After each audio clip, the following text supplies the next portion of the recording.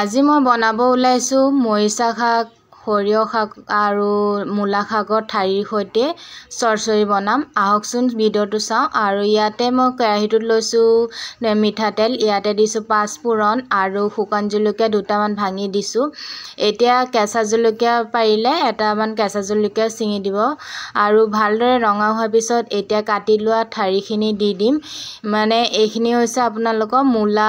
আৰু মৰিচা শাকৰ সৰিয়হ শাকৰ এইবিলাক নতুনকৈ ওলাইছে যে ঠাৰিবিলাকো পেলাই দিব বেয়া লাগে সেইকাৰণে মই ভাবিলোঁ চৰচৰিকে বনাওঁ আৰু আপোনালোকৰ ওচৰত ভিডিঅ'টো আগবঢ়াওঁ আৰু ইমানেই ভাল লাগে খাই আপোনালোকে এনেদৰে ঘৰতে বনাই চাব খাই ভাল লাগে আৰু সোৱাদ অনুসৰি নিমখ হালধি আৰু ৰেড চিলি পাউডাৰ অকণো দি দিছিলোঁ আৰু দি পেলাই ভালদৰে এইখিনি মিক্স কৰি ল'ম আৰু এইদৰে খাই চাবচোন বিৰাটেই ভাল লাগে আৰু ঘৰতে এনেদৰে মই বনাওঁ আৰু ইয়াতে অলপমান কি এটা সৰু সাইজৰ বেঙেনা দিছিলোঁ আৰু আলু দিছিলোঁ আৰু পেষ্টৰ কাৰণে মই সৰিয়হ লৈছোঁ আৰু কেঁচা জলকীয়া লৈছোঁ নহৰু দিয়া নাই যদি ভাবে নহৰু আগতীয়াকৈ ফুৰণত দিব পাৰিব আৰু ইয়াতে মই সৰিয়হখিনি দি পেলাই ভালদৰে মিহিকৈ এটা পেষ্ট বনাই লৈছিলোঁ আৰু দি পেলাই ভালদৰে মিক্স কৰি লৈছোঁ আৰু ইয়াতে ৰেড চিলি পাউডাৰ অকণ দিছোঁ অকণমান জ্বলা হ'বলৈ